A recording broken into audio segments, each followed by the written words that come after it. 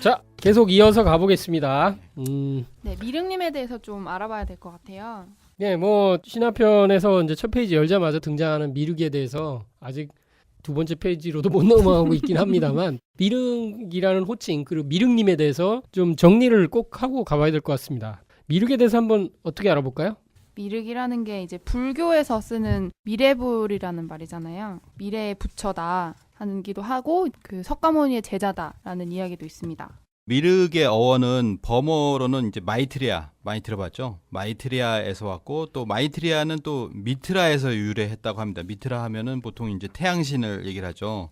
그리고 미트라는 인도 페르시아 등지에서 섬기던 이제 고대의 태양신인데 이 미트라에서부터 마이트리아 그래서 결국 미륵까지 이렇게 어원이 이렇게 오게 되었다라는 얘기를 또 하고요.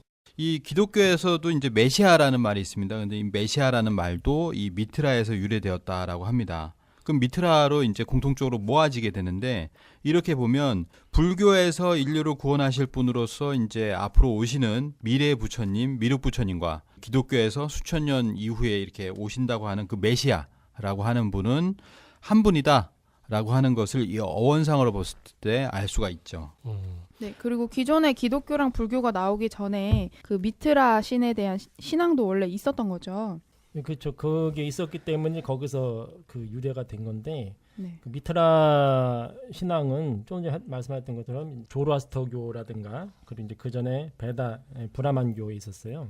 힌두교에 원래 모차라고 그러잖아요, 그렇죠?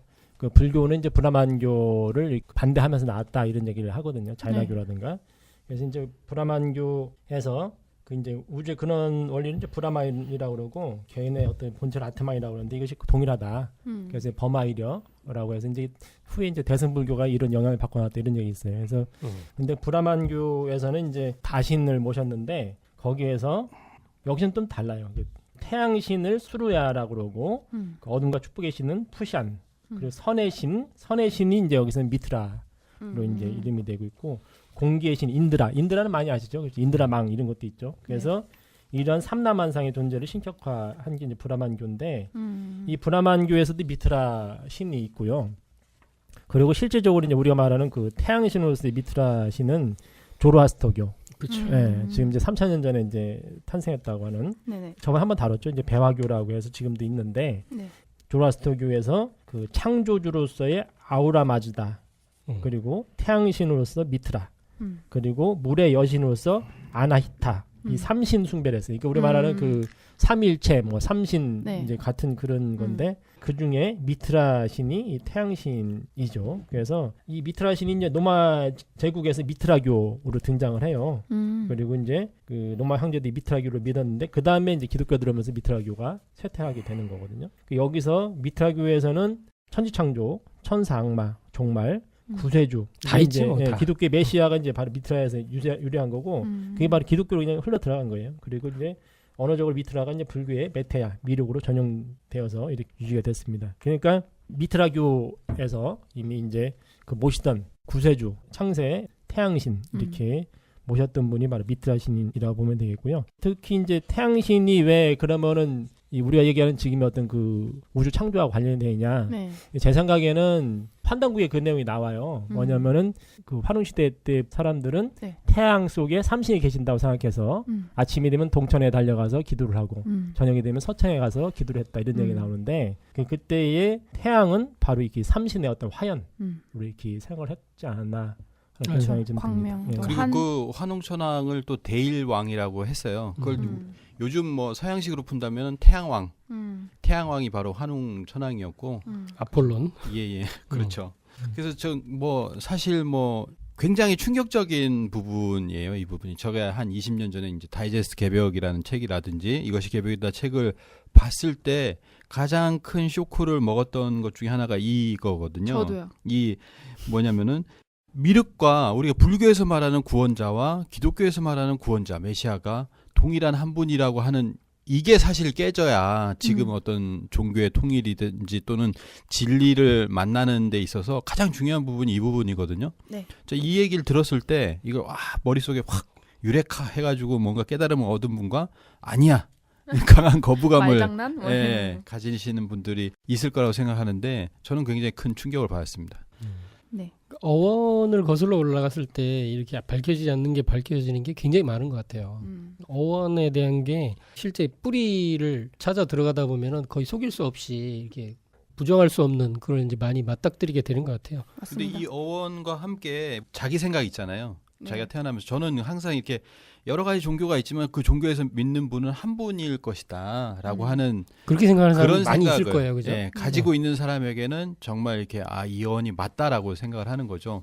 옛날에 신학자 중에서도 존 휙이라고 있었는데 그분이 뭐라고 했냐면 큰 God has many names 라고 하는 얘기인가요 책인가 하여튼 신은 많은 이름을 가지고 있다. 그것도 좋네요. 그러니까 어디에서는 상제라고 부르고 어디서는 미륵이라고 부르고 제목이 어디서는 뭐라고요?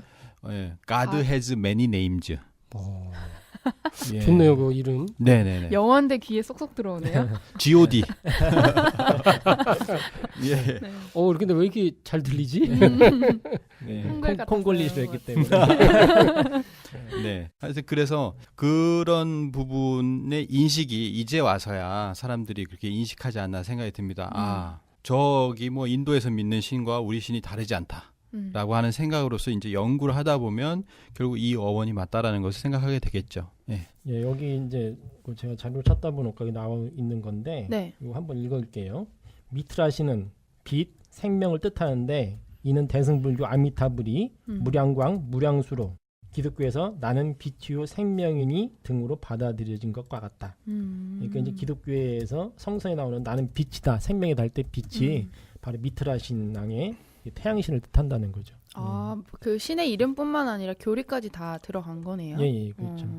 상제님도 이제 도전 속의 6편 7장에 보면 나는 남방 삼이화로다 뭐 이런 말씀을 하신 게 이런 어떤 신의 명칭이 태양신으로 이어지는 거하고도 다 연결되는 것 같아요. 남방, 상제 오자하시고 뭐 이런 오방이 이제 남방의 불을 상징하는 광명방 뭐 이런 거하고도 연결이 되는 것 같습니다.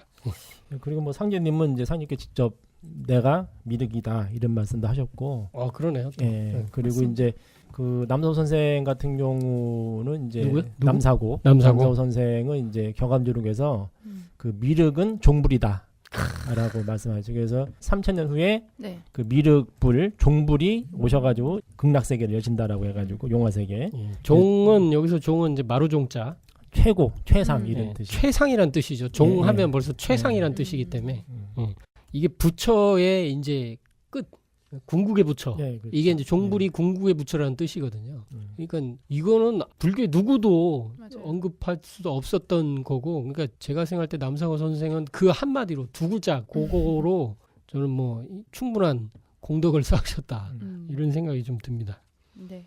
그리고 뭐 이제 그 남사고 선생 얘기가 나와서 말인데 그분이 말씀하신 것 중에서 이제 저도 기억에 남는 게 미륵불이 출현컨만 유불선이 부패하야 아는 군자 누구인가 뭐 이런 말씀도 있고요. 비슷한 말씀을 몇 번 하셔서 약간 한탄하신 말씀이 있어요.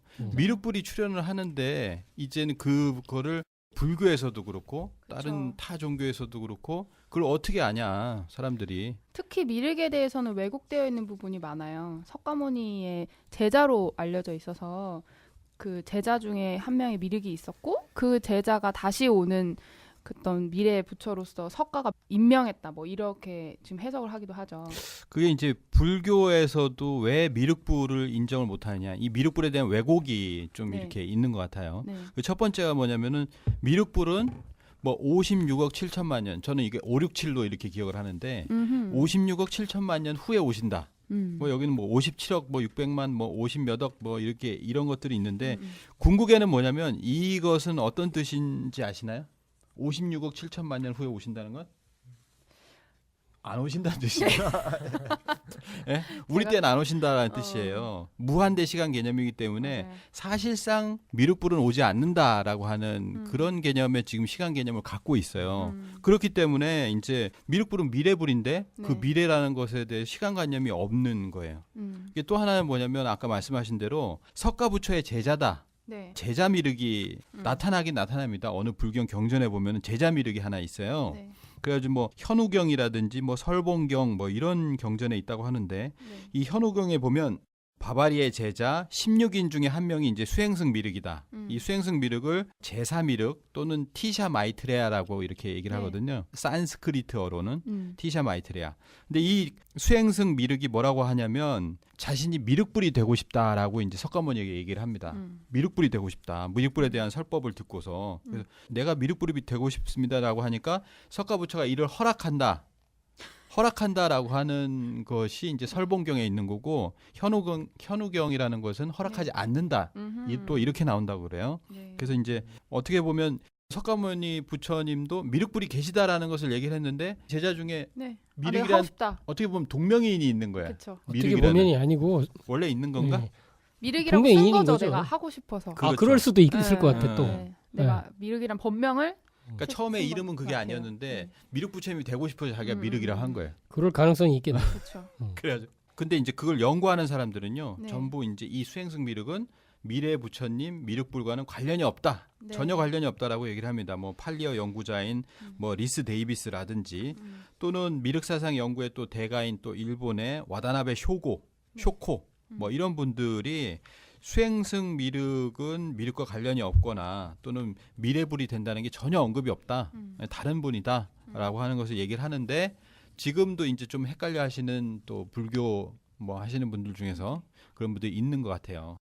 문제가 이제 이런 문제는 이제 불교만의 문제는 아니라고 생각이 되는 게 그 원래 그 하나님을 다 믿었단 말이죠. 그러니까 우리가 그 네. 우주의 주제라서 하나님을 그 전에 어떤 모든 인류 믿고 있었는데 네. 어떤 시기 우리가 말하는 그 차축 시대라고 얘기해요. 야스퍼스가 그래서 어떤 지금의 문명을 낳은 그런 위대한 사람들이 나타난 시기라고 하는데 네. 이때 우리가 알고 있는 그 성자들이 출연을 하죠. 근데 성자들이 출연해가지고 얘기를 합니다. 그러니까 우주의 주제자 나를 보낸 어떤 그런 아버지 하나님 미륵 얘기를 하는데 정확하게 얘기를 안 한 거예요. 보면은 정확하게 그분에 대해서 그러다 보니까 그 후대의 제자들이 자기가 모시는 스승이죠. 이제 예수님도 사실은 성자. 뭐 성자로서 이제 하나님으로 한데 바로 하나님으로 이렇게 올린단 말이에요. 그 후대 사람들이 그 자기의 스승을 하나님의 경지로 올리고 실제 하나님이 이분이다. 그러니까 하나님이 내려보낸 아들이고 하나님이 어떤 그런 걸 증거하라고 내려보냈는데 그 후대 사람들은 바로 이분을 갖다 하나님의 반열에 올리고 하나님을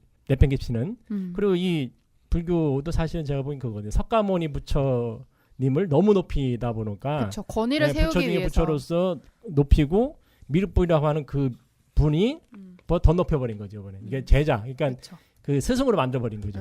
예, 하나는 아버지 하나님으로서 만들어 버렸고 한쪽은 또 이렇게 스승님으로 하고 제자로 만들어 버리는 이제 그런 거. 그러니까 그거는 그것만 그런 게 아니라 다른 뭐 도교도 사실 그게 있어요. 그래서 그런 것들이 후대 내려오면서 제대로 그러니까 성자분들이 하나님에 대해서 주제자에 대해서 제대로 밝히지 못했고 그 후대에 그걸 믿는 사람들이 너무 자기 믿는 분을 이렇게 급진하다 보니까 이렇게 왜곡된 형태로 내려오게 됐고 그래서 자기들은 하나님을 믿고 있다 나는 믿고 있다 뭐 나는 철저히 믿는다 하지만 실제 하나님이 아니거든요. 그 착각하는 예, 거죠. 그렇죠. 그런 현상이 이제 벌어진 거죠. 그렇죠. 난 하나님을 믿지만 하느님은 올 수 없다. 예, 이런 그렇죠. 예. 하나님의 아들 나는 하나님의 아들이라고 분명히 얘기했는데 밑에 사람들은 바로 그분이 하나님이라고 이렇게 자꾸만 얘기한단 말이죠. 그런 이제 모순이 생긴 거죠. 그러니까 사실은 뭐 2000년, 2500년, 3000년 된 종교뿐만 아니라 150년 전에 있었던 뭐 동학 같은 경우도 보면 알 수가 있거든요.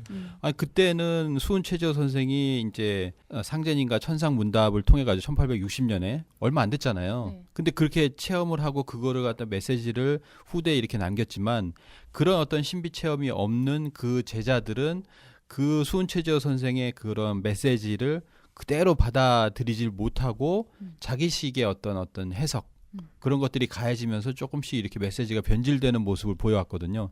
그런 걸 보면 150년만 해도 그런데 그거 10배인 1500년, 2000년, 3000년 된 그런 그것이 그때 당시에 그걸 창도를 했던 성자들의 메시지를 그대로 전달을 할 수 있었겠느냐. 분명히 이제 왜곡이나 변질이나 이런 것이 생길 수밖에 없는 세상이 아니나 이런 생각이 드네요. 그걸 분별해서 바로 보는 게 중요할 것 같습니다. 그 베르나르 베르베르의 이제 신이라는 소설이 있어요. 보신 분? 저요. 예. 저 진짜 재밌게 봤거든요. 근데 이제 거기 보면은 신이 되기 위해서 수업을 받는 천사들이 나와요. 맞아요. 근데 이 천사들이 신수업을 받는 거예요. 신수업을. 근데 받는 과정에서 어떻게 하냐면 굉장히 재밌는데 훈련을 하는데 수업 시간에 행성 하나를 줘요. 그리고 그 행성에서 이제 여러 명의 신들이 각자 인간들을 이렇게 올바른 방향으로 이끌라고 이제 사명을 줘요. 숙제예요. 그게 숙제. 근데 이제 조건은 뭐냐면 인간들에게 메시지를 줄 수 있는 유일한 방법은 영감밖에 없다. 영감. 그쵸. 영감밖에 없어요. 뭐 영감 상을 드리워주죠. 예, 할망구가 아니고 영감. 예, 영감을 이렇게 상을 이렇게 드리워줘요. 그래 꿈에서 이제 뭘 메시지를 받으면 사람이 그쪽으로 행동을 좀 많이 하고 자기가 뭔가를 배우려고 노력하고 막 이렇게 되는 거예요. 근데 막 하다가 서로가 서로를 이렇게 이제 각 종족을 키워가다 보면 전쟁이 일어나잖아요. 전쟁도 일어나고 때로는 어떤 종족이 이제 완전히 커져가지고 문명을 발달시켜서 다른 종족을 이제 완전 멸망시키기도 해요. 근데 그런 것들이 쭉 나오는데 나중에는 이제 그 속에도 종교가 생겨서 내가 아닌 다른 신을 믿는 거예요. 내가 분명히 이 문명을 이렇게 갖고 했는데 내가 하나님인데 그 이민족이 하나님인데 내가 아니고 다른 신을 막 믿어버려가지고 막 답답해 미치려고 그래갖고 야씨 나 다시 이렇게 해갖고 싹 그 종족 없애버려요. 싸그리 그냥 물불 막 이렇게 막 지진 일어나게 해가지고 이게 화가 날만 하더라고. 되게 재밌어요. 근데 이제 굉장히 충격적인 거는 이 종족과 이제 독수리 종족과 사자 종족인가 뭐 이름을 이제 그렇게 붙여갖고 막 이렇게 전쟁하다 보니까 서로 옆에서 수업을 받으면서 그 행성에서 영감을 줄 거 아니에요. 근데 이쪽 종족이 이렇게 굉장히 영웅이 한 명이 리더가 잘 나와가지고 너무 커지는 거예요. 아주 주변 종족을 다 이렇게 막 복속해 들어가는데 한쪽 종족을 완전히 멸망시켜 버렸어. 근데 그쪽을 담당하고 있던 신이 열받은 거야. 그래가지고 칼로 그 신을 옆에 찔러 죽이거든 이제. 신들이 이제 서로 싸우는 건데 거기 죽이는 살해하는 게 나와요. 그리고 이거 정말 야 이거는 소설이지만 너무 엄청난 스케일과 압축된 저 신들의 세계에서도 그렇게 전쟁이 벌어질 수가 있다. 충분히 자기 종족을 내 모든 걸 투자해서 했는데 이게 이 세상을 이제 축소한 그런 소설. 베르나 베르베르 참 정말 대단하다고 생각합니다. 예. 요즘 게임 얘기하는 것 같아. 예. 요즘 게임도 그런 거 있잖아요. 이렇게 뭐 도시도 만들고 뭐도 만들고 막 해서 그쵸. 이렇게 막 싸우게 하고 게이머이 때문에 서로 그러고. 우리나라가 또 미륵신앙 하면은 또 우리나라잖아요. 그렇죠. 우리나라 뭐 미륵신앙. 어디 마을을 가도 다 이제 미륵불상이다라고 해서 작은 불상이라도 하나 있는 게 우리나라인데 네. 우리나라 같이 이렇게 미륵신앙을 많이 하는 곳이 없다라고 합니다. 그렇죠? 그야말로 미륵의 땅이에요. 예. 미륵의 땅인데 특히 이 미륵 부처님의 상이 상제님과 같다. 예. 그런 것을 이제 서양에서도 굉장히 특이하게 생각을 한 모양이에요. 60년대 이제 TV에 미국에서 이런 TV가 있었나 봐요. 믿거나 말거나. 요즘은 우리로 보면 뭐 서프라이즈. 저는 어렸을 때 이거 진짜 재밌게 봤어요. 지금도 이거 하는 걸 알고 있는데. 지금도 해요. 저 네네. 이거 엄청 재밌게 봤어요. 네. 뭐 매주 그냥 뭐 봤어요 저는. 역사가 있는 프로그램. 근데 이런 TV 프로그램에서 인기를 끌고 있었는데 거기에서 한국에 이제 그 미륵부처 상을 갖다가 얘기를 한 적이 있어요. 한국에는 특이하게도 모자를 쓴 부처상이 있었다. 이렇게 얘기를 하는 겁니다. 보통 대부분 뭐 부처상이라고 하면은 머리 안 쓰죠? 이렇게 해가지고. 상투? 네네. 뭐 그런 게 있는데 우리나라 이제 면류관을 쓰고 있는 그런 부처상들이 꽤 있어요. 보통 작은 상들은 또 그런 게 상들이 많이 있고요. 또 큰 동상 같은 게 이제 관촉사 은진미륵 같은 경우에 면류관을 정확하게 구현을 하고 있습니다. 그러니까 그 딱 저도 이제 가봤는데요. 네. 이제 논산에서 가봤는데 미륵 부처님이 정말 이렇게 면류관을 이렇게 쓰고 계세요. 두 층으로 이렇게 되어 있는. 그래서 이거 자체가 미륵 부처님이 바로 옥황상제, 상제님이다라고 하는 것을 알려주고 있지 않나 이렇게 생각을 합니다. 근데 이제 면류관이라는 게 이제 정치 제도로 이게 바로 들어오는 면류관을 쓰는 것 자체가 정치예요, 정치. 예. 네. 그래서 황제 또는 왕들이 이제 어떤 금으로 된 뭐 이런 걸 쓴다. 이런 이제 우리는 많이 보는 거 아니에요. 네. 그래서 부처나 불교 쪽으로 가면 어떤 통치 제도나 이런 것 쪽에 관한 게 거의 없거든요. 예? 그런 거를 이렇게 마음 닦는 거에 이제 그 중심을 두기 때문에 세속을 벗어나서 뭐 정치에서 우리 나서 달라고 해도 나는 안 나선다 뭐 이런 게 이제 일반적이잖아요. 네. 근데 면류관을 썼다는 것 자체가 엄청난 거거든요, 사실은. 이 우주 정치에 이제 뛰어든 부처님의 모습이 이 면류관의 모습이거든요. 통치자 하나님을 네. 상징하는 건가요? 그렇죠. 룰러죠. 룰러로서의 모습이 이제 드러난 게 이 면류관에 다 드러나 있다. 예. 그래서 이렇게 충청도 일대하고 뭐 경기도 일대 미륵부처님에서 특히나 이런 뭔가 면류관 또는 이런 형태의 어떤 보관 같은 것을 쓰고 있는 모습을 많이 찾아볼 수 있다고 하고요. 충청도에는 보면 아까 논산 관촉사에 은진미륵이 있고 또 부여에 대조사에 또 미륵부처님이 계세요. 이것도 둘 다 이제 고려시대로 이제 얘기가 되고 있는데 네. 이 보통 미륵전이 바로 앞에 있어요. 근데 미륵전 안에는 미륵부를 모시지 않고 미륵전에 이제 유리를 씌워놔가지고 미륵전 바깥을 보면 바로 그 상이 있도록 해놓은 게 이 관촌사 인증미륵하고 또 대조사 석조미륵입니다. 그래서 다 관을 이렇게 쓰고 계시고 뭐 그런 것을 이제 여러 곳에서 우리 볼 수 있는 거죠. 네. 그래서 이제 그 부처님을 네. 가장 쉽게 구분할 수 있는 게 네. 좌불 앉아 있는 부처님은 음. 석가모니 부처. 음. 뭐 물론 이제 다른 부처님도 많이 계신데 그리고 서 있는 부처님은 이제 유일하게 오로지 한 분 이제 미륵 부처님.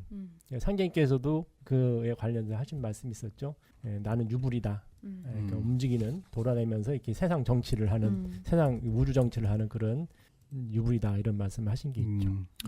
최근에 제가 또 자주 가는 봉은사가 있어요. 봉은사? 봉은사. 서울. 봉은사. 삼성동에 서울에 미륵불 하면 또 봉은사거든요. 그 봉은사 미륵불이 또 뭐 최근에 신축되긴 했지만 굉장히 큽니다. 그 미륵부처님을 이렇게 관을 씌운 거거든요. 아. 근데 거기도 보면 면류관을 이렇게 하고 있죠. 최근에 만들었는데 면류관을 씌워서 만들었어요? 그렇죠. 오. 예. 그리고 굉장히 커요. 그리고 딱 뭐 사진을 보면 아시겠지만 도시를 바라보고 있는 이런 멋진 모습을 하고 있습니다. 면류관이 없어도 네. 다 이제 서 계세요. 그게 서 아. 계시죠. 우리가 이제 그 금산사 미륵불 네. 거기도 이제 서 계시고 그리고 이제 속리산 법주사. 법주사의 미륵불. 그렇죠. 예, 그다음 이제 그 진표율사께서 만드신 세우신 거예요? 거잖아요. 네. 그래서 다 그렇게 서 있는 이제 이불로서 계시죠. 지금 앉아서 이 바쁜 세상에 돌아다니시는 거거든요. 서서 네. 이렇게 이제 서서 인류와 함께 이제 호흡하면서 네. 이렇게 현실 정치에 현실 우주 정치에 이제 직접 뭐라 하죠? 친정한다고 하죠. 네, 네. 법주사 미륵부처님이 예전에 시멘트로 만드셨을 때는 이렇게 관을 쓰셨는데 요즘에는 뭐 이렇게 관을 벗으셨네요. 그래요? 뭐 그렇다고요. 이제 황금으로 이렇게 하셨을 때는 그게 이제 아마 저기 금산사 네네. 금산사의 그 미륵불을 예. 비슷하게 만든 게 아닌가 아, 그렇군요. 생각하고요. 예. 도전 말씀을 살펴보면 종교에 대한 문제에 상제님께서 정확하게 정리해 주신 말씀이 있어요. 예수를 믿는 사람은 예수의 재림을 기다리고 불교도는 미륵의 출세를 기다리고 동학신도는 최수훈의 갱생을 기다리나니 누구든지 한 사람만 오면 각기 저의 스승이라 하여 따르리라. 예수가 재림한다 하나 곧 나를 두고 한 말이니라. 공자석가 예수는 내가 쓰기 위해 내려보냈느니라. 이런 말씀을 하셨고 여러 부분에서 내가 미륵이다. 이런 말씀도 도전에 보면 언급이 되어 있고요. 금산 미륵은 붉은 여의주를 손에 들었으나 나는 입에 물었노라 하시면서 그 금산사 미륵불에 임화하셨던 상제님을 증거해 주신 부분도 있고요. 그리고 이제 상제님을 직접 뵌 성도님들의 증언 말씀도 여러 군데 나오는데 상제님의 어용, 그 모습이 금산사 미륵불과 흡사하시었다. 그래서 용안이 백옥처럼 희고 두루 원만하시고 양 미간에 불표의 큰 점이 있고 천하는 샛별과 같이 반짝이시니라 하시면서 그런 말씀이 있습니다. 네. 뭐 아까 말씀드렸지만 네. 미륵불이 출현컨만 어느 누가 깨닫는가라고 하는 그 격암유록의 한탄적인 그런 메시지가 있는데요. 사실 이게 미륵부처님이 상제님이다 이것만 깨닫게 된다면 정말 큰 깨달음으로 이렇게 도문에 이렇게 예. 인도하시지 않을까 생각합니다. 예. 이쯤에서 의문이 드는 게 저희가 지금 신과 함께 하는 건 맞죠? 아, 그럼요. 자, 신과 함께의 그 다음 신이 나타납니다. 신과 함께를 하고 있어요. 자, 7종 넘어갔나요? 3페이지인가요, 이제? 예. 자, 한번 요것만 좀 읽어보겠습니다. 네. 자, 신과 함께. 그리고 또 하나의 신이 하늘에서 나타났으니 사람들은 그를 옥황상제 또는 하늘과 땅의 왕 천지왕이라고 불렀다. 그리고 이제 천지왕의 두 아들 이야기로 들어가는데요. 먼저 여기서 우리가 옥황상제라는 분이 또 나타나셨어요. 그리고 천지왕이라고 불렀다고 합니다. 자, 이 부분 먼저 한번 알아볼까요? 예, 어떻게 알아봐야 될까요? 이제 옥황상제라는 분이 천지왕이에요. 왜 옥황상제, 우리가 말하는 소위 상제님을 천지왕이라고 불렀을까? 이 부분을 좀 생각을 해보게 됐거든요. 상제님의 여러 호칭 중에 하나네요. 뭐 그렇게 볼 수가 있겠죠. 별칭 중에 하나인가? 네, 뭐 근데 이제 이게 천지왕이라고 하니까 네. 굉장히 이렇게 더 원리적인 의미가 더 강해지는 것 같고. 네. 뭐 쉽게 본다면은 천지를 다스린다. 하늘과 땅을 통치한다. 또 이제 뭐 상제님께서는 이제 병든 천지를 이렇게 개벽하시고 또 천지를 개벽하고 말대 천지를 뜯어 고치고 뭐 이런 말씀들을 많이 하시잖아요. 그리고 이제 내가 천지를 주재하여 다스리되 생장염장의 이치를 쓰나니 이것이 무의이환이라 이런 말씀처럼 내가 천지를 주재한다. 내가 천지를 주재하는 상제다라고 하는 것을 이렇게 말씀을 하셨죠. 그래서 이런 걸 통해서 우리가 천지왕이라고 하는 것은 왕을 붙이긴 했지만 이거는 천지왕은 바로 상제님이다라고 하는 것을 뭐 아실 수 있지 않나 이런 생각이 듭니다. 네. 이건 뭐 이 정도만 정리해도 다 이해가 될 것 같아요. 네. 다음? 근데 결국 석가모니가 50 얼마요? 56만 7 뭐라고? 567이라니까요. 아. 쉬워요. 567. 네, 네. 56만 7천 년. 맞아요? 56억 56억 7천만 년. 56억 7천만 년 네. 후에 미륵불이 온다고 얘기한 건 아니죠.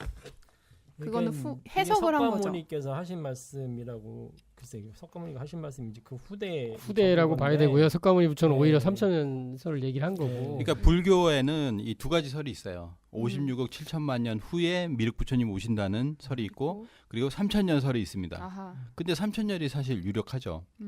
그래서 정법, 상법, 말법을 이렇게 말씀하셔서 자신의 어떤 진리와 도가 제대로 전해지는 시기가 한 또 한 1000년 그리고 이제 상법 시대를 지나서 마지막에는 얼토당토 않은 그런 시기가 들어가는데 그게 이제 말법 시대, 그 말법의 끝은 또 멸법 시대라고 이렇게 얘기를 하는데 그게 2500년, 3000년으로 되면은 네. 우리가 서양에서는 뭐 종말이라고 얘기를 하겠죠. 네. 근데 이제 불교에서는 말법, 멸법 시대로 들어가서 그때는 새로운 부처님이 출현하시니 그분이 미륵 부처님이다. 이런 이제 설이 있는 거죠. 불교에는 이제 전불시대라는 게 있어요. 이제 총 네. 7분의 부처가 이제 얘기가 되고 있는데 전불시대에서 이제 구나한모니 부처라든가 구루손 부처라든가 이런 카이샤파 부처 네. 이런 부처님이 계시고 그리고 이제 그 석가모니가 오시고 그 다음에 뒤에가 있어요. 이제 그 뒤에 그래서 미래불이거든요. 그러니까 석가모니까지를 해서 총 7분인가가 오시는 게 있고 그 전불시대라는 게 있고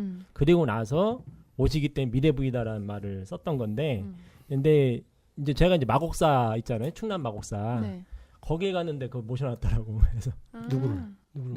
전부를 아, 7부를 전부를? 모셔놓은 거예요. 7부를. 저도 본 것 같은데요. 그래서 야 여기다 모셨네 하고서 내가 막 그 사진도 찍었던 기억이 나는데요.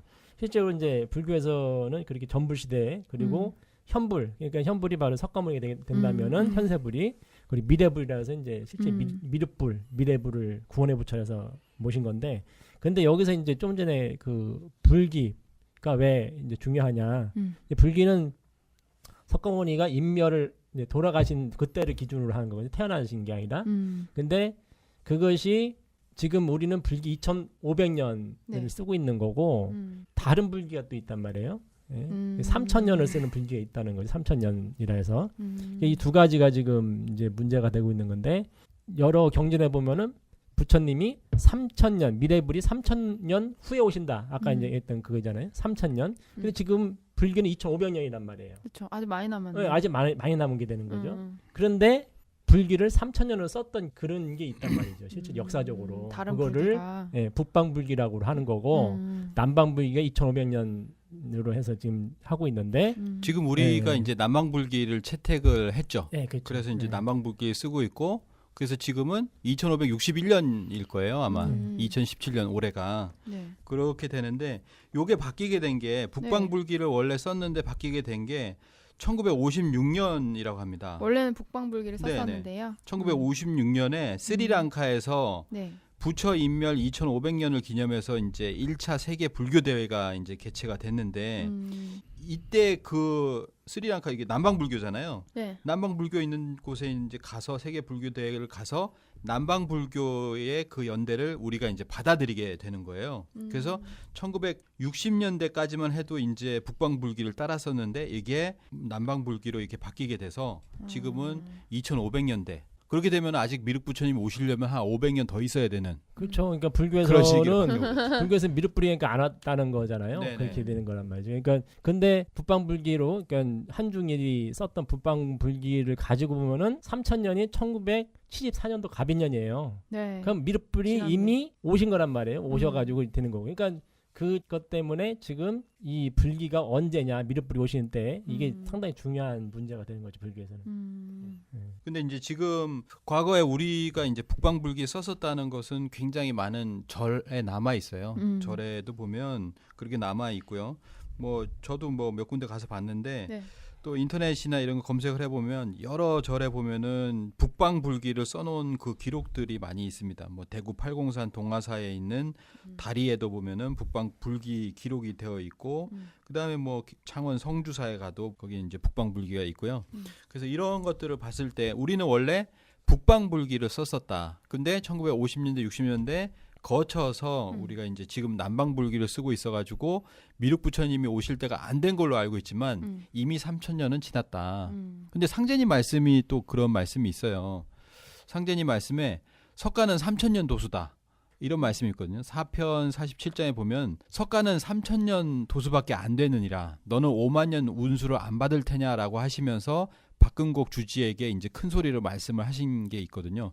앞으로는 미륵존불의 세상이니라 내가 곧 미륵이니 나중에 우리가 다시 만나지 않겠느냐라고 하시면서 박근곡 이분이 말씀하신 건데 저는 이제 석가부처를 믿지 않고 증산 당신님만 믿겠습니다. 그런 말씀을 하셨고요. 그래서 상제님께서 자주 말씀하신 말씀이 뭐냐면 석가가 3000년 도수인데 3000년이 곧 물러간다라고 이렇게 말씀을 하셨습니다.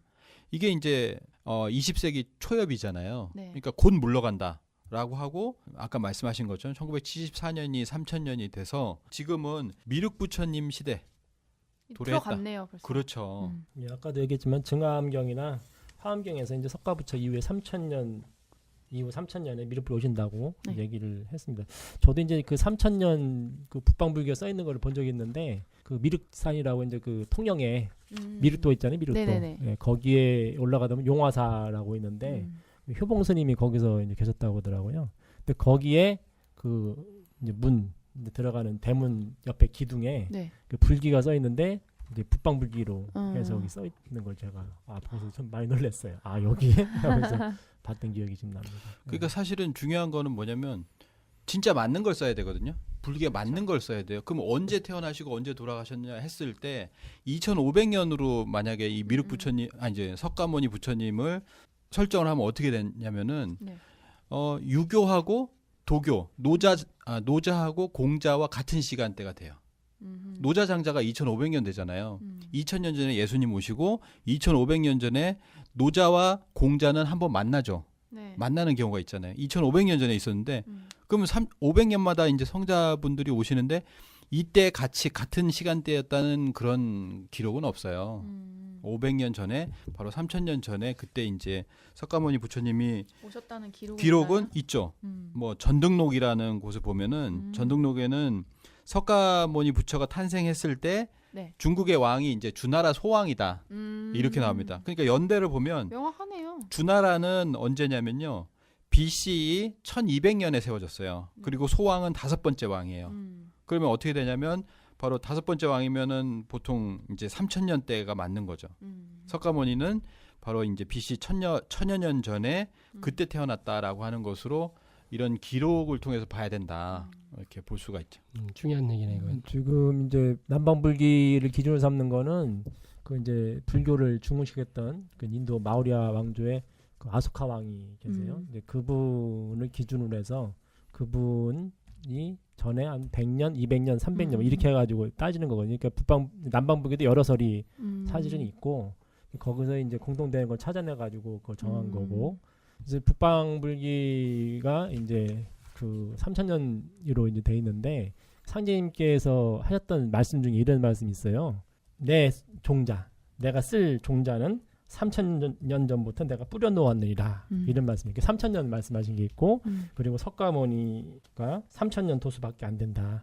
이 도수가 끝나간다 말씀하셨는데 3000년이라고 하는 게 왜 중요하냐? 사실은 이제 그럼 그 3000년이라고 하는 것이 또 어디서 그러면 그 이제 유래가 됐느냐라고 하는 거를 한번 제가 좀 곰곰이 살펴봤는데 조로아스터교를 제가 또 얘기를 안 할 수가 없어요. 왜냐면 조로아스터교는 모든 종교에 영향을 줬어요. 모든 종교에 근원이니까. 지금 영향을 받죠. 그러니까 우리가 아까 얘기한 그 차축 시대라고 하는 게 열릴 때, 그 3,000년이거든요. 그게 열릴 때 그 어떤 종교의 그 시발이 바로 이제 조로아스터교고 거기서 일신이라고 하는 일신론, 일신교라고 하는 게 출범을 하기 때문에 그 조로아스터교 일신교를 가장 잘 따르고 있는 게 지금 유대교, 기독교, 이슬람교고 선악론이 또 여기서 나왔어요. 윤회론, 해탈 뭐 이런 게 전부 다 이제 조로아스터교에서 예, 되기 때문에 불교도 사실 여기에 영향을 받았고 그래서 기독교의 그 선악론이 예, 거기서 나오는데 거기에 조로아스터교에 바로 3,000년 얘기가 나옵니다. 아까 말씀드린 그 이제 아우라마즈다 그 신이 선신과 악신을 낳게 되는데 선신과 악신이 싸우다가 악신이 지배하는 시기가 3,000년이 되고 그 끝에 구세주 샤우티안인가 이제 구세주가 이제 온다고 얘기를 하거든요. 네. 그 오시는 때가 바로 3,000년 되는 때. 그래서 그 선신이 승리하면서 그 구세주가 승리하면서 이 세상이 이제 선의 성이 된다라고 하는 게 이제 조로아스터교에 나오는 얘기고 그것이 실질적으로 이제 모든 종교에 이렇게 영향을 미치게 되죠. 근데 3,000년이라고 하는 것이 왜 그럼 그 문제가 생기느냐 이때가 이때를 왜 상제님께서 말씀하셨냐 이 상제님 말씀 중에 저 말씀이 있어요. 선천의 도정이 문왕과 무왕 시대에 끝났다라는 말씀이 있어요. 그 말씀하시면서 군사부일체 군사위가 한 갈래가였었는데 제가 정확히 한번 읽어보겠습니다. 선천의 도정이 문왕과 무왕에서 그쳤느니라. 옛적에는 신성이 하늘의 뜻에 이어 바탕을 세움에 성웅이 겸비하여 정치와 교화를 통제 관장하였으나 중고 이래로 성과 웅이 바탕을 달리하여 정치와 교화가 갈렸으므로 마침내 여러 가지로 분파되어 진법을 보지 못하였나니 이제 원시화본이 되어 군사위가 한 갈래로 되리라. 앞세상은 만수일본의 시대니라. 이 말씀이 있습니다. 예. 그러니까 그 아까 얘기했던 주나라 소왕이 바로 문왕, 무왕, 무왕이 일대란 말 주나라 일대 바로 그 다음이에요. 그 다음에 오대기 때문에 바로 그때가 3,000년이에요. 3,000년. 바로 요때 어떤 일이 벌어지냐면은 전 세계적으로 종교 분리가 일어나요. 그러니까 종교와 정치. 그러니까 우리가 말하는 단군 랑검이 제사장과 정치가가 재정 일체잖아요. 네. 그러니까 성인, 그러니까 우리가 지금은 이제 제사장 하면은 어떤 무당이나 이런 생각하는데 그게 아니라 도의 어떤 그 하나로 소통하는 네. 그런 샤먼? 성인이 통치를 같이 하는 거예요, 이렇게. 예, 그래서 그런 아주 이렇게 제대로 된 세상이 펼쳐지게 되는 걸 말하는 거거든요. 하늘의 뜻을 받들어. 그렇죠. 예. 그러니까 이제 아주 그 활악한 근성이 펼쳐지다가 이 3,000년 바로 그때에 어떤 일에 의해서 종교 분리가 일어나기 시작을 해요. 전 세계적으로 일어나게 되는 거기 때문에 그때 바로 우리가 알고 있는 이 성자들이 출현하는데 이 성자들은 공통된 특징이 있어요. 그 전에는 우리가 말하는 그 통치자가 바로 성자였단 말이에요. 근데 그 후대에 3,000년 이후에 성자들은 통치를 안 해요. 뭐냐면 정치 어떤 왕이 아니야. 석가도 왕자였는데 왕자를 버리고서 그렇죠. 성인만 하잖아요. 성자만 되잖아요. 이런 식이 된다고. 예수도 원래 혈통은 다윗의 자손으로 왕과 혈통인데 그걸 못하고 성자로서 된 것처럼 똑같이 그렇게 문선왕이라고 우리가 이제 공자선생가 문선왕이라고 하지만은 네. 왕이 안 된, 왕이 뭐 왕으로 안 된 그런 그러네요. 그래서 그런 이제 역사가 펼쳐지면서 종교 분리가 일어나게 되죠. 바로 그때인데 이거 잠깐 너무 들어가는 것 같아서. 근데 뭐 재밌는데요? 마무리해 주세요. 마무리. 예. 그 환단고기에 그 고조선 단군세기에 저게 나옵니다. 그 종교 분리가 되는 사건이 일어나요. 한당국이. 예. 그게 언제냐면은 그 색불로 단군 때. 예, 소태 단군을 물리치고 색불 단군 혁명해가지고 색불 단군이 정권을 잡고 수도를 옮기고 그리고 나서 비슷해. 그때 삼한 체제를 삼조선 체제로 바꾸잖아요, 그렇죠? 네네네. 예, 그때 사실 종교 분리가 일어나는 거죠. 그 일로 인해서. 그죠? 그때. 그러니까 그 사건이 사실은 그러한 사건의 연장선에 있는 거고, 그리고 그리고 그때가 홍사 문명에서는 하가전 하층 문명에서 상층 문명으로 넘어가요. 넘어간 때. 그때 왜 그러면 그게 바뀌느냐? 그 땅이 우리가 말하는 그 오로스 평안 여기가 농사짓던 땅이란 말이에요. 홍산 쪽이. 근데 기후가 완전히 변해서 유목을 바뀌는 거예요. 예, 그러면서 그 사람들의 그러니까 기후가 바뀐다는 거는 이동을 한다는 거예요. 사람들이. 네네. 그리고 의식이 바뀐다는 거란 말이죠. 바로 그런 현상이 그때 벌어지는데 제가 보기엔 이것이 전 세계적으로 어떤 공통된 어떤 제 일이 있었지 생각에 않나. 그게 아마 화산 폭발이나 네, 뭐 그런 여러 가능성이 가지 있죠. 그런 가능성이 높아요. 예. 그리고 실제 뭐 우시라 교수님 그 밝힌 거 보면 홍산문화 지역이 예전에 서울 정도 기온이어서 농사를 충분히 짓고도 네. 남는 땅이었는데 지금 그게 다 지금은 완전히 바뀌었거든, 추워지고. 그렇죠. 그래서 그건 놀라운 얘기예요, 그런 게. 농사를 거기는 충분히 지을 정도로 비옥한 그런 곳이었다는, 그러니까 못 믿거든 그런 거를. 근데 온도 변화한 거면 그렇게 나오거든요. 그러니까 사람들이 어떻게 거기 문명이 있을 수 있냐? 농사 졌다니까? 카자흐스탄 보고 오셨잖아요. 그러니까 이제 이것이 그걸 따로따로 봐버리면은 사실 안 보이거든요. 네. 근데 저도 이제 제가 뭐 그렇다고 이거를 뭐 그게 아니라 저도 이제 근데 쉽게 이게 생각을 굉장히 해보니까 재밌는 분석이네요. 네네. 네, 그러니까 그런 어떤 여러 가지가 지금 그렇게 돼 있고 3,000년이라고 하는 건 그럼 어떤 의미를 가지느냐? 우주 이론철 말에 본격적인 시작으로 들어가는 그런 분기점, 분열의 네, 그죠. 그러니까 그렇게도 볼 수 있다. 이게 이렇게 사실은 예. 어찌 보면은 진짜 천지공사는 3,000년 전부터 네, 그렇죠. 예. 준비됐다. 네. 큰 덩어리 이제 정리는 된 것 같아요. 네. 이제 3,000년 이야기로 갔는데 이 얘기도 이제 굉장히 흥미로운 얘기로 갔고요. 자, 이제 이 신과 함께 신화편의 이제 마무리 단계로 가는 것 같은데 염라대왕이나 이런 저승 구조나 이런 쪽으로 쭉 가면 될까요? 어떻게 갈까요? 그렇죠. 예, 좋습니다. 거기로 가면 될 것 같아요. 자, 처음에 창세기에 미륵부처님 나오셨고요. 그 다음에 네. 옥황상제의 천지왕 네. 이런 부분의 어떤 정명을 한번 해봤고, 네. 그리고 이제 마지막으로 이제 최고신 반열에서 좀 다뤄봐야 될 것이 이제 염라대왕이에요. 네. 염라대왕. 우리 예고편에도 나오고 영화에서도 이제 네. 출연진이 있는 염라대왕. 그래서 옥황상제와 염라대왕과의 어떤 관계, 그리고 이제 저승의 구조만 이제 얘기를 하고 이제 마치도록 하겠습니다. 네. 사실 염라대왕이 가장 흥미로운 인물이에요. 사실 이 신과 함께 전체에서 네. 알고 보면은 가장 흥미로운 인물인데 이제 이렇게 뭐 많이 생략돼 있죠. 저는 이제 어떻게 가장 흥미롭게 생각하냐면 이제 천지왕이 등장을 하지만 네. 인간 세계에서 맨 처음 죽은 인물이 네. 이렇게 저승에 처음으로 도착한 인물. 네. 저승에 처음으로 이렇게 자기 힘으로 도착한 인물로 나오거든요. 만화예요. 예, 그렇죠. 만화에 그렇게 나오죠.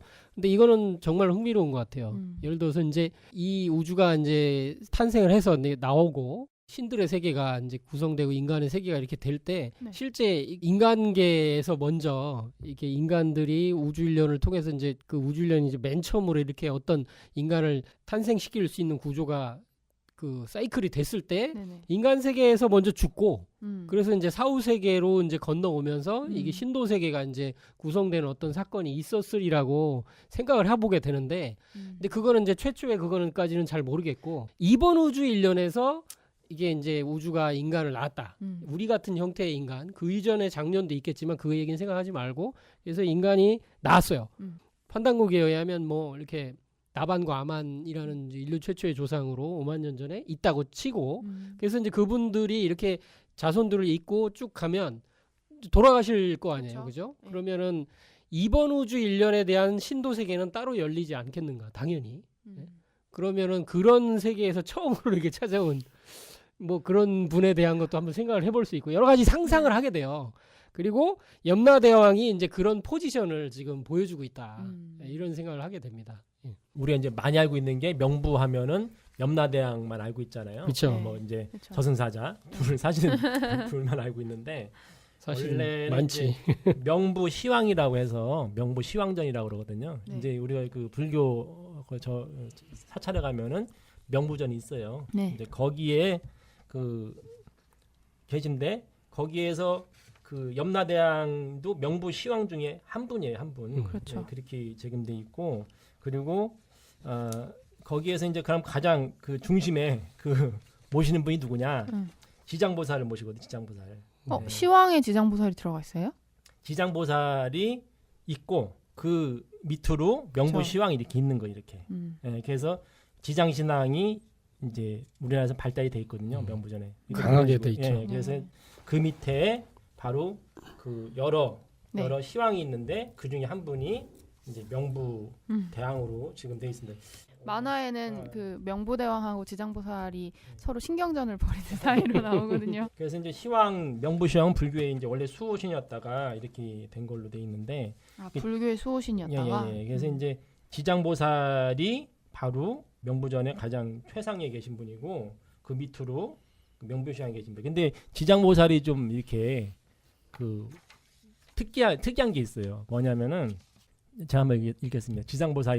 지장보살은 석가모니 부처가 인멸하여 이렇게 여기서는 56억이 나오는데 이건 뭐 그 사람이 써놓은 어쨌든 거니까 미륵불 경과한 후에 미륵불이 이 세상에 출현할 때까지인 무불 시대 동안 일체의 중생을 구제하도록 석가로부터 의뢰받은 보살로 육도의 구세주로 신앙되는 대비의 보살이다. 이렇게 돼 있어요. 그러니까 지장보살이 계시고 그 밑에 이제 명부 시왕이 이제 계시는 걸로 이렇게 돼 있습니다. 지장보살이 참 되게 이렇게 매력적이고 좀 신비한 위치에 있는 것 같아. 불교에서도 특이하고. 왜냐하면 부처가 될 수 있는 충분한 자격이 있음에도 불구하고 나는 그 지옥에 저렇게 고통받는 수많은 영혼들이 있는데 저들이 다 구원받기 전에는 부처가 되지 않겠다라는 맹세를 했다고 하는 그런 이야기들도 재밌고. 예. 그래서 지장보살이 이런 걸 하는 걸 보면 실제로 보면 이게 보살과 부처가 무슨 의미가 있나 이런 생각도 하게 돼요. 예. 물론 마테오 신부님을 보면 이제 더 의미가 없죠. 무슨 어떤 부처로서의 무슨 그런 걸 했던 것도 아니었고 그랬는데 부천상제님의 자리에 가시는 걸 보면 이게 이제 세상 사람들을 사랑하고 구원하고 진리의 길로 인도하는 이런 공덕의 힘이 실제로는 수행과 도통 이런 것보다 더 먼저다. 드라마를 보면 예전에 아랑사또전이라고 있었습니다. 보셨나요? 네. 아랑사또전 보셨죠? 네. 그거 보면은 옥황상제와 염라대왕이 반말을 하잖아요. 예, 그렇죠. 예, 그런 관계로 이제 설정을 해놨지만 실제로는 어떤 관계냐라고 하는 걸 알 수 있는 것이 이제 도전 4편 4장에 나오는데요. 네. 상제님께서 명부의 정리 공사장을 임명하시는 겁니다. 네. 한번 보면요. 형렬의 집에서 여러 날 동안 명부공사를 행하시며 말씀하시기를 명부공사의 심리를 따라서 세상의 모든 일이 결정되나니 명부의 혼란으로 말미암아 세계도 또한 혼란하게 되느니라. 그러므로 이제 명부를 정리하여 세상을 바로 잡느니라 하시고 전명숙은 조선 명부, 김일부는 천국 명부, 최수호는 일본 명부, 이마두는 서양 명부를 각기 주장케 하여 명부의 정리 공사장으로 내리라 하시며 날마다 글을 써서 불사르시니라 이런 말씀이 있어요. 네. 결국 이제 명부 대왕을 이때 인사적으로 교체하시는 공사잖아요. 맞습니까? 예. 그래서 우리나라의 명부, 그다음에 중국의 명부, 그다음에 일본 명부, 그리고 서양 명부를 전부 그 명부 대왕 요즘 만화에 나오는 말로 염라 대왕을 교체하는 그런 공사인 것 같아요. 그래서 이것을 보면 상제님께서 어떤 위격을 가지시고 또 이제 어떤 관계에 있는가라고 하는 것을 이걸 통해서 알 수 있는 거죠. 그 상제 말씀도 또 이 말씀이 있어요. 나의 명으로 명부에서 데려오라고 해야 명부사자가 데려오는 것이지 이런 말씀이 있거든요. 네. 그러니까 나의 명, 네. 상제의 명을 받는다는 거죠. 네. 지금 말씀하셨던 명부사자들, 명부대왕들이 다 상제님의 명을 받는다는 거죠. 네. 아까 얘기한 것처럼 그 석가모니가 서방칠성으로서 상제님 옆에서 그 명을 받는 것처럼 이 명을 받고 있는 거예요. 그러니까 우리가 알고 있는 하늘이라고 하는 어떤 신계, 신도세계라고 하는 것이 그냥 아무런 위격이나 어떤 질서가 없는 게 아니라 이렇게 그 위격으로서 그리고 정부 조직처럼 이렇게 그 부서가 있고 거기에 일하는 그런 신명들이 있고 거기에 그 또 신명들의 어떤 부서장 그런 사람들이 있고 이런 식으로 해가지고서 조직체가 완전히 제대로 짜여 있다. 그래서 거기에 최고의 그 정부, 그러니까 신도 정부를 주재하는 바로 그분이 상제님이고 상제님이 그 신도 정부를 통해서 이 우주를 통치하고 계시다. 이렇게 말씀드릴 수 있을 것 같아요. 저희가 이제 천상 조화 정부의 이제 신도 조직을 이제 한번 살펴보고 정리하면 될 것 같은데요. 네. 상제님께서 그 천지공사로서 하늘과 땅을 뜯어고치는 공사를 보시면서 지금 그 독 선생님 얘기하신 것처럼 조화 정부를 결성하셨다. 예. 이제 마이크도 이제 떼고 얘기하네. 시간이 오래되니까. 이 조화 정부의 신도 조직의 구조가 정말 이제 이 신과 함께의 어떻게 보면 이제 마무리로 이제 딱 소개하기 제일 좋지 않나. 그래서 일단은 성구를 하나 여기 성구 하나를 한번 볼 만한 게 있네요. 보은백님이 뽑아놓으셨나? 제가 읽어볼까요? 네. 예. 그러므로 이제 천지도수를 뜯어고치고 신도를 바로잡아 만고의 원을 풀며 상생의 도로서 선경의 운수를 열고 조화정부를 세워 함이 없는 다스림과 말 없는 가르침으로 백성을 교하여 세상을 고치리라 하면서 조화정부가 나오거든요. 조화. 네. 조화라는 거는 뭐예요? 이게 뭐 도수를 쓸 때도 나오는 말이고 이거는 이게 그냥 우리들이 알아듣는 말 얘기로 하면은 초능력이라고 해야 되나? 그런 것도 너무 낮은 말이고. 네. 예, 그래서 이 조화로서 다스리는 정부인데 그러니까 한마디로 우주 정치의 모습을 딱 단어로 딱 이렇게 표현한 모습인데요. 신도의 조화 정부 조직을 크게 6개 이제 어떻게 보면 신단으로 나눠서 이렇게 볼 수가 있네요. 근데 네. 이 신도의 조화 정부를 바로잡기 위해서 그렇게 하신 목적이 뭐냐면 결국 인간 세상을 바로잡기 위함이거든요. 상제님께서 천지공사를 보셔서 인간 세상을 구원하시기 위해서 인간 세상을 바로잡으려고 다 보니까 인간 세상에 앞서 모든 사건을 일으키는 것이 바로 신도예요. 그러니까 신도를 먼저 바로잡아야 된다라고 하셔서 먼저 지상에 인간 세계가 존재하는 바탕이 되는 신명계의 분란과 혼란을 바로잡는 일을 시작하신 거죠. 그게 바로 이 신도의 조화 정부를 바로 이게 정리하시는 그런 공사입니다. 그래서 이제 이 조화 정부를 결성을 하시게 되는데 이 조화 정부에 구성하는 참여 신명들을 보면 쭉 있어요. 동서 문명신, 그리고 동서 지방신, 만고의 원신, 만고 역신, 만성, 설령신, 자연신 등이 이렇게 구조로 되어 있는데 신명세계가 더 사실은 더 복잡한 거죠. 이게 동서 문명신을 보면 공자석과 예수와 같은 종교인 그리고 인류 문명을 개척한 그런 철학자 과학자들의 영신들이 이제 동서 문명신이 되는 거고, 지방신은 뭐 우리가 알고 있는 우리 국조 삼신, 그리고 유대족에는 야훼신, 중국에는 반고신, 일본의 아마테라스 오미가미와 같은 그 한 민족의 시원 역사를 개창한 그리고 그 민족을 지키는 신을 우리가 이제 동서 지방신이다 이렇게 얘기를 합니다. 근데 이 표를 저희가 보고 있는데 이것이 개벽이다에서 정리해 주신 표를 보고 있는데요. 자연신, 만고 원신, 만고 역신, 동서 문명신, 동서 지방신, 각성의 성씨의 설령신 이렇게 되어 있는데 이게 업무 중심으로 짜여진 표는 아니죠. 근데 이제 저도 이제 그 얘기를 하려고 지금 네. 하던 참이었는데 지금 보은백님은 동서 문명신부터 읽었거든요. 네. 저는 이거 그대로 읽어야 된다고 생각을 해요. 네. 왜냐하면 자연신부터 는 의도가 있다고 생각해요. 그러니까 이게 종도사님께서 정리하신 표인데 자연신이 맨 처음에 있다. 이거는 이제 굉장히 큰 의미를 두고 이렇게 하셨다고 생각이 들어요. 자연신이 가장 근간이고 눈에 띄지도 않으면서 인류 역사를 실제로는 이 우주의 모든 그걸 돌리고 있는 신들이기 때문에 그래서 가장 바탕에 이렇게 둔 신으로 맨 앞에 조직표에 맨 앞에 있다는 거예요. 이렇게 볼 수가 있죠. 그리고 두 번째를 보면 이것도 이제 재밌죠. 만고 원신이 두 번째 있어요. 네. 이들을 이렇게 왜 앞에 뒀냐. 지금은 천지가 이제 해원을 해야지만 왜냐하면 이 원한으로 인해서 이제 천지가 무너지는 지경까지 와 있는 때라고 이게 진단하셨기 때문에 원신이 앞에 있다. 이 만고 원신을 맨 앞에 두고 단주라는 그 모든 원신의 뭐 대표되는 그러면서 이제 모든 원신을 끌어낼 수 있는 그 원한을 끌어낼 수 있는 주장자로 이게 내세우신 분이죠. 그래서 이렇게 원신을 이 앞에 둔 것도 굉장히 큰 의미가 있고 그리고 그거에 사실 버금가는 걸 넘어서는 정도의 원한을 가진 만고 역신. 그래서 이 원신과 역신을 앞에 둬서 인류 역사를 해원의 세상에서 이제 그 해원을 시켜서 상생의 세상으로 들어가기 위한 구조적인 모습으로 이렇게 신도 조직을 이렇게 배치를 했다라는 이렇게 생각을 해보게 되고요. 그러면서 이제 동서 문명신, 네. 예, 문명신들이 이제 어떻게 보면은 가장 인류 역사에서 큰 영향을 미치는 공이 많고요. 예, 공이 많고 실제 이제 이게 지도를 하고 네. 사람들을 이끌 수 있고 해서 이런 문명신들을 이렇게 배치가 돼 있으면서 이제 그 사실 이제 다섯 번째로 네. 지방신들이 이렇게 자리를 하고 저는 이 배치가요. 이게 그냥 이렇게 너무 이렇게 물 흐르듯이 이렇게 자연스럽게 좀 와닿는 측면이 있는 것 같아요.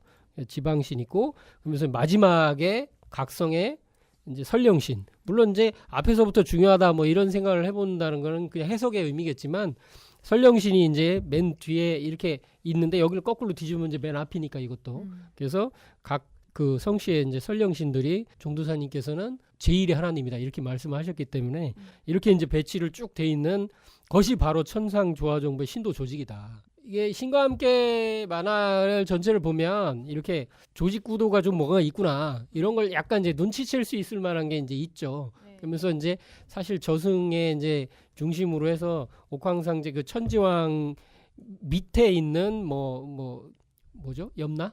예. 뭐 이런 식으로만 이렇게 굉장히 생략돼서 나오는데 실제로는 이 우주는 진짜는 이렇게 돼 있다. 이걸 이제 알고 이렇게 신과 함께를 좀 마무리하는 게 참 좋을 것 같아요. 장시간 했는데 어떠십니까? 이제 한 말씀만씩만 하고 이제 돌아가면서 얘기해가고 이렇게 신과 함께를 전체를 정리하는 게 좋을 것 같은데. 전체를 참 정리한다는 게 굉장히 힘든 일이지만 신화편만 정리합시다. 전체를 정리할게요. 오. 이 만화를 이제 이승편과 저승편을 보면 공통된 주제는 어떻게 보면 사람들 살고 있는 사람들의 어떤 사연들이다. 한 사람 한 사람의 사연인데 모든 사연들을 다 들어줄 수는 없으니까 한 분의 해사원 그리고 집이 무너지려고 하는 가운데서의 어떤 가택신들이 이렇게 싸우는 그런 과정들인데 그런 거 보면 결국 가장 큰 주제는 인간의 어떤 원한 문제라고 생각이 드는 거예요. 그 회사원도 그렇고 영화로 보면 이제 소방대원이 되겠죠. 앞으로 이 원한 문제를 어떻게 끌어줄 것이냐라고 하는 그 문제에 있어서 사실은 좀 더 이렇게 깊게 생각을 하게 되는 바입니다. 원래 상제님 말씀에 이 상극의 원한이 이제 선천에는 가득 찼기 때문에 그 한두 명의 그런 사람들의 그런 문제를 끌어주는 그런 부분에서 이제 만화에도 조금씩은 이렇게 다루고 있지만 자, 여기를 보면은 사람이라고 하는 것은 결국 원한이라는 것이 있고 수만 년 동안의 그 인간의 원한들이 이제 폭발하려는 이 즈음에 상제님께서 원한으로 가득 찬 이 천하를 끓는 그런 천지공사를 행하셨다라고 하는 것이 어떻게 보면은 우리 뭐 이 만화를 보신 분들에게는 좀 더 이해가 갈 수 있지 않은 그런 않을까라고 하는 생각이 들어서 이 신과 함께라고 하는 거 참 잘 된 책이고 그리고 영화도 좀 잘 됐으리라고 보고 또 잘 됐으면 좋겠어요. 많이 보시고 이 신의 세계, 이승과 저승의 문제 이런 신관에 대해서 좀 더 생각해 보시는 그런 시간이 되었으면 좋겠다라는 생각이 듭니다. 예. 네. 그것과 연결해서 상대님께서 인류를 건지시기 위해서 천지공사를 보시는데 그것을 위해서 하늘을 정리하시고 또 땅을 정리하시는 어떤 대우주적인 공사를 보셨다는 게 굉장히 의미가 있을 것 같아요. 조직적으로 아주 세계 있게 보신 천지공사의 내용이 도전에 다 들어있거든요. 한번 도전을 읽어보시면 더 재밌을 것 같습니다. 저인가요? 네. 지금 이제 우리가 이 신관 이제 어떤 그런 영혼 사실 부정도 많이 하고 뭐 그런 시대를 왔는데 지금 천상 조화 정보가 있다, 하느님이 있다, 상징이 있다, 뭐 이런 것들이 사실은 잘 안 와닿거든요. 왜냐하면 보지 못하기 때문에. 네. 근데 인류 초기에는 전부 다 이제 영이 열려서 같이 보고 살았다고 얘기를 하는데 지금 이제 이것이 우리 이제 인류 문명이라는 게 그럼 어떻게 열린 것이냐라고 한 걸 볼 필요가 있는 것 같아요. 이 인류 문화라고 한 것은 천상의 어떤 그 문화, 이제 그거를 갖다 이 지상에 이식하는 과정이라고 얘기를 하거든요. 그래서 그 이식 과정에서 인류가 예법을 만들고 조직을 만들고 이런 문화를 만들고 문명을 만들어 왔다고 하는 것이 그건데 그거를 지금 잊어버린 거죠. 그러니까 인류 혼자서, 인간 혼자서 어떤 이러한 문명을 만들고 생각하는데 그게 아니라 만들었던 사람들 돌아가셔가지고 천상 신도세를 구성하면서 그분들이 다시 또 인류에게 영향을 주고 이렇게 하면서 천상 신도세계를 바탕으로 그것이 바로 이 지상에 구현이 된 거거든요. 그래서 하늘에 상제님이 계신 것처럼 땅에 황제가 있고 네. 하늘에 천상 신도세계의 조직이 구성이 되어 있는 걸 모방해서 네. 사실은 지금의 이 정부 조직이라고 하는 이게 네. 만들어진 거예요. 그래서 아까 이제 명부사자라고 하는 이제 어떻게 보면 가장 말단이죠. 네. 이게 천상 공무원인데 천상에 이게 불일사자 쓰지 않습니까? 천상 공무원인데 이 가장 말단에서 사람을 이렇게 데려온다든가 이런 일을 하는 거고 그 위로 부서장이 있고 또 거기에 장관이 있고 대통령이 있는 것처럼 천상에 똑같이 그런 구조가 있는 거고 그래서 이 천상 신도 세계를 전혀 다른 우리의 어떤 이 인류의 어떤 그런 문화하고는 전혀 다르게 생각하면은 그거를 접근하기도 어렵고 사실은 인류의 지금 바라보는 모습이 천상의 모습이다. 그것이 이 지금의 문화로서 이렇게 자리 잡은 것이다. 이렇게 보시면은 산영의 천상 신도세계의 조화 정부를 구성하시고 그걸 통해서 우주를 다스리시고 그리고 상제님이 그 가장 최고 격에서 주재하시고 계시고 이런 걸 좀 더 쉽게 이해할 수 있으리라 생각합니다. 네. 전체 정리는 다 하신 것 같으네 그걸로. 예, 지금까지 이제 신과 함께를 전체를 알아봤고요. 밖에서 한 5개는 지금 가는 것 같은데, 야 이렇게 할 얘기가 많네요. 근데 사실 다음에 또 신과 관계된 뭐가 또 나오면 또 그때 할 겁니다. 이건 끝도 없는 얘기거든요. 사실 저희들이 얘기한 것도 극히 일부분이었고요. 예, 근데 저는 신화편에 관한 얘기로 조금, 예, 저도 이제 마무리를 좀 해보겠습니다.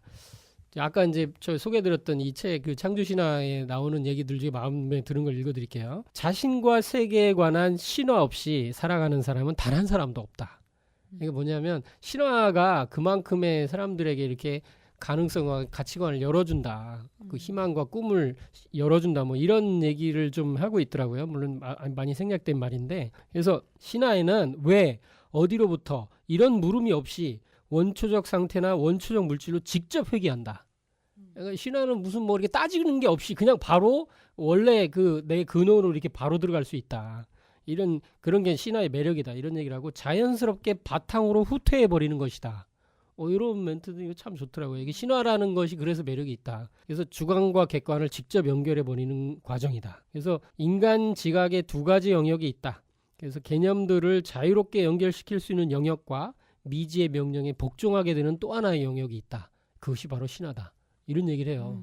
그래서 이것은 뭐 저는 뭐 신화를 정의하는 여러 가지 정의 중에 하나가 될 것 같은데, 맨 마지막에 미지의 명령에 복종하게 되는 또 하나의 영역이 있다. 그것이 바로 신화다. 이런 느낌이, 이게 사람이 뭐 이렇게 자유주의를 가지는데 뭐 거부할 수도 있지. 근데 자기도 모르게 그냥 저절로 복종하게 되는 영역이 있는데 그게 신화다. 이렇게 그런 얘기도 하는 게 마치 이렇게 동양에서 천명지휘성, 하늘의 명이 이게 진짜 명령의 명에 여러 가지 의미가 있잖아요. 자기가 본래 타고난 본성의 명도 의미하기도 하고 천명지휘성하니까. 그래서 신화의 무궁무진한 이게 매력 중에 이런 그 신과 함께 이제 신화편에서도 이제 그런 것들을 살펴볼 수 있게 돼서 너무 좋은 것 같습니다. 신과 함께 장시간 여러 편 달려왔는데요. 덕 선생님도 복귀하셨고 새롭게 계속 출발할 수 있을 것 같습니다. 예, 여기까지 해볼까요? 예, 좋습니다. 예, 혹시 보은백님께서 이걸 끝으로 안 하려고 하는 그런 있는 게 있는데 뭐 하실 얘기 있으세요? 없습니다. 우는 거 울지 말고 제가 한마디 하시죠. 제가 뭐 이승엽도 아니고 뭐 은퇴하는 것도 아니고 굳이 뭐. 예, 그러면 다음에도 같이 예. 녹음한다는 뜻인 것 같네요. 예, 다음에 예. 언젠가 또 찾아뵙도록 하겠습니다. 신과 함께 저승편, 이승편, 신화편까지 여기서 끝! 안녕히 계세요. 다음 편에 또 멋있는 걸로 돌아오겠습니다.